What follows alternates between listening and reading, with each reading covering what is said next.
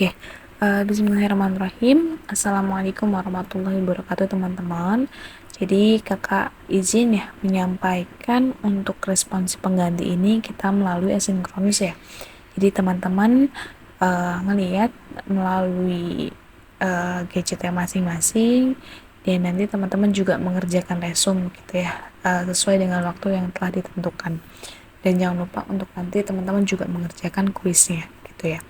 Jadi pekan yang memang kemarin kita belum melakukan responsi adalah pekan ketiga ya. Dan di pekan ketiga itu adalah mengenai ulama dan ilmu pengetahuan gitu ya. Jadi kurang lebih nanti kita akan bahas itu.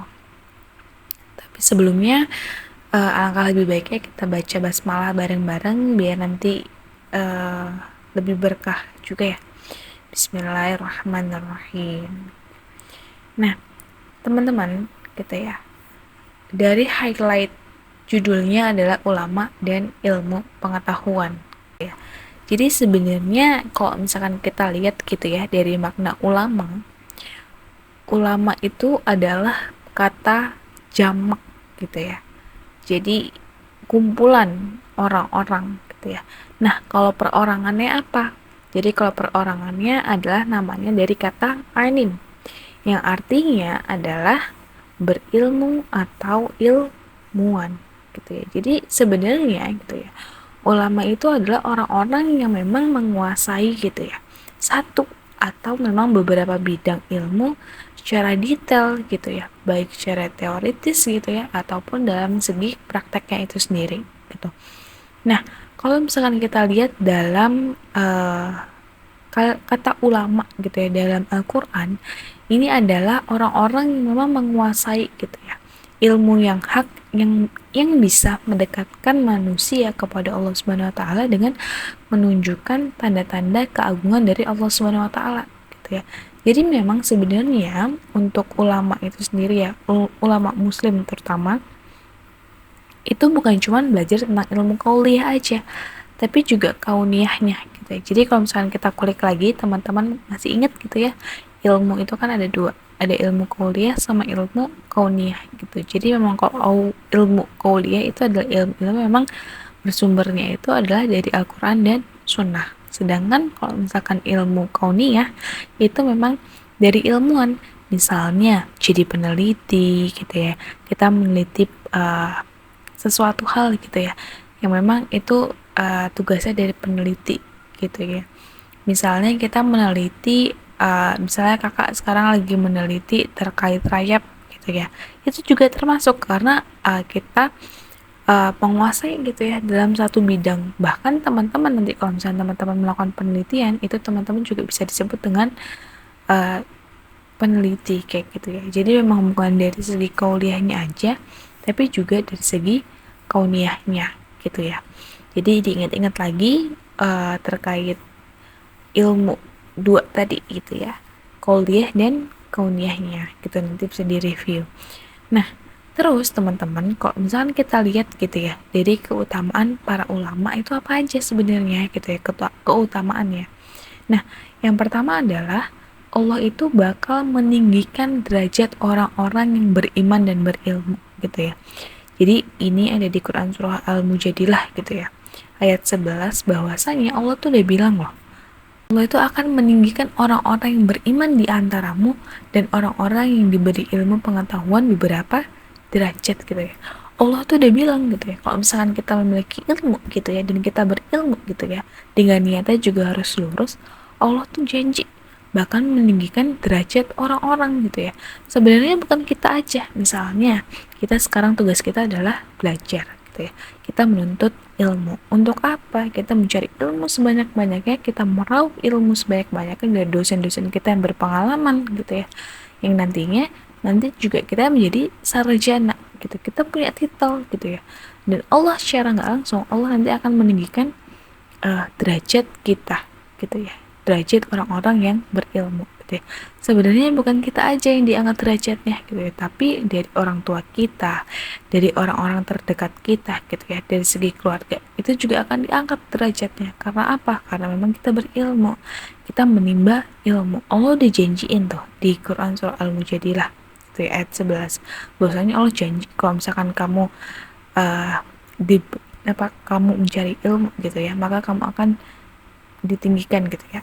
Allah akan meninggikan derajat orang-orang yang beriman dan berilmu gitu. Jadi bukan berilmu aja, tapi juga beriman gitu ya. Makanya juga niatnya kita gitu ya, kalau misalkan kita lagi nyari ilmu juga harus dilurusin lagi gitu ya.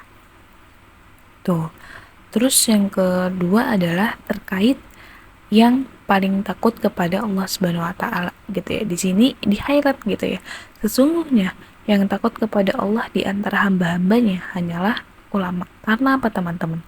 Karena sebenarnya semakin kita cari tahu apa yang kita nggak tahu, itu tuh ngerasa bahwasanya kita itu nggak tahu apa-apa.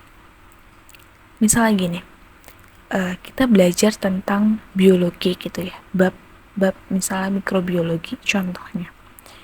Tapi ternyata kita udah bisa satu bab mikrobiologi secara umum. Tapi sebenarnya ada hal inti-intinya lagi gitu ya, partikel-partikel paling kecilnya lagi. Dan itu kita belum tahu. Jadi semakin kita tahu satu, makin banyak yang kita nggak tahu. Jadi makanya itu ya, kalau misalkan kita makin kita belajar gitu ya, dan kita nggak tahu, kita tuh ngerasa bahwasanya kita tuh makin nggak tahu apa-apa. Makanya itu gitu ya, makanya itu ketika kita tahu gitu ya suatu ilmu gitu ya, ilmu itu tuh seharusnya juga menjadikan kita tuh paling takut kepada Allah Subhanahu wa taala. Bahwasanya Allah loh yang ngasih terkait keberkahan ilmu ke kita. Allah lah yang ngasih pemahaman ilmu ke kita gitu ya. Jadi ya niatkan gitu ya, ilmu yang kita dapatkan juga itu adalah sebagai salah satu jembatan gitu ya. Jembatan apa? Jembatan kita untuk beriman gitu ya. Beriman bahwasanya Allah yang memberikan kita segala-galanya gitu ya. Terus yang ketiga adalah ini mengenai dunia ditundukkan bagi orang memiliki ilmu pengetahuan dengan izin Allah gitu. Jadi sebenarnya Allah ngasih ilmu ke setiap hamba-hambanya itu bukan serta-merta. Allah misalnya Allah ngasih sesuatu gitu, kemampuan gitu ya kepada hamba. Misalnya dia kok jago banget ya tentang hitung-hitungan gitu ya. Kok dia bisa jago banget ya tentang hafalan di biologi. Allah tuh nggak serta-merta loh ngasih pengetahuannya itu kepada manusia gitu. Pasti ada alasan tertentu gitu ya. Dan kita tahu teman-teman, setiap orang itu kan punya spesial masing-masing. Ada yang pintar matematika, ada yang pintar biologi, ada yang pintar sejarah, ada yang pintar yang lain-lainnya. Tapi sebenarnya dari kepintaran yang memang udah Allah kasih itu kan nggak semua orang dia itu sempurna. Yang artinya dia bisa semuanya itu enggak, karena sebenarnya kita sendiri tuh punya sisi kerennya masing-masing gitu. Dan kita untuk mendapatkan ilmu gitu ya dengan izin Allah ya kita harus minta izin dulu sama Allah. Lewat apa teman-teman? Kita lewat berdoa. Lewat berdoa gimana caranya? Ya sebelum kita belajar kita bisa meminta doa dulu. Ya Allah berikanlah kemudahan ketika kita pingin gitu ya, ketika kita ingin belajar. Biar apa? Biar diberikan kemudahan kita untuk menangkap materinya, diberikan keberkahan juga untuk kita dalam setiap ilmu yang udah kita dapat gitu ya. Biar nggak sia-sia juga teman-teman cari ilmu gitu ya di IPB, teman-teman ngekos spend uang gitu ya, menghabiskan waktu juga. Nah itu biar nggak sia-sia. Nah oleh karena itu ya ini kita minta izin dulu sama Allah, pemilik ilmu gitu ya, pemilik ilmu. Kita udah izin, kita minta berdoa ya insya Allah ilmu yang teman-teman dapetin juga bisa berkah dan bisa bermanfaat juga buat teman-teman kelak gitu ya. Nah terus yang selanjutnya ini adalah ulama itu adalah pewaris nabi gitu. Kenapa sih kak kok bisa jadi pewaris nabi? Karena itu tadi kan ulama itu dia bukan cuman terkait ilmu qauliyah ya, tapi juga terkait ilmu kauniyah. Jadi memang keduanya itu saling berkesinambungan gitu ya, sama gitu ya, bukan berat sebelah, bukan cuman kuliahnya aja ataupun bukan kauniyah, tapi ya keduanya gitu. Kenapa bisa waris nabi? Karena sebenarnya bukan cuma berilmu, tapi juga beriman gitu ya. Nah ini Rasulullah bersabda bahwasanya para ulama itu ialah pewaris nabi. Yang sesungguhnya para nabi tidak mewariskan dinar maupun dirham, tapi juga mewariskan ilmu gitu ya. Barang siapa yang mengambil maka ambillah sebanyak-banyaknya gitu ya. Terus juga di sini dikutip karena para ulama itu adalah pewaris kenabian gitu ya. Jadi harus punya kriteria. Kriterianya apa?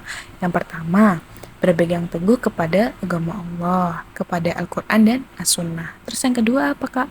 Yang kedua adalah berakhlak dan meneladani akhlak para nabi gitu ya. Jadi kalau misalnya nih ada ilmuwan gitu ya yang enggak punya kriteria dua tadi gitu ya, jadi nggak bisa disebut ulama walaupun punya banyak banget ilmu gitu ya. Jadi sebenarnya ulama itu adalah yang bukan berilmu aja tapi juga harus beriman gitu ya, karena ulama itu juga adalah pewaris nabi gitu ya teman-teman.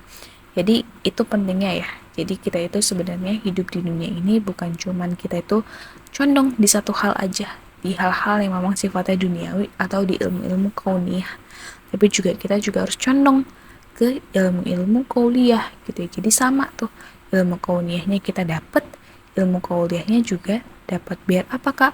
Biar hidup kita juga sejalan. Karena kalau misalkan kita hidup itu apa namanya, mengejar istilahnya adalah akhirat, insya Allah dunia pun dapat. Tapi kalau misalnya kita cuma mengejar dunia, ya akhiratnya masa ditinggal gitu ya.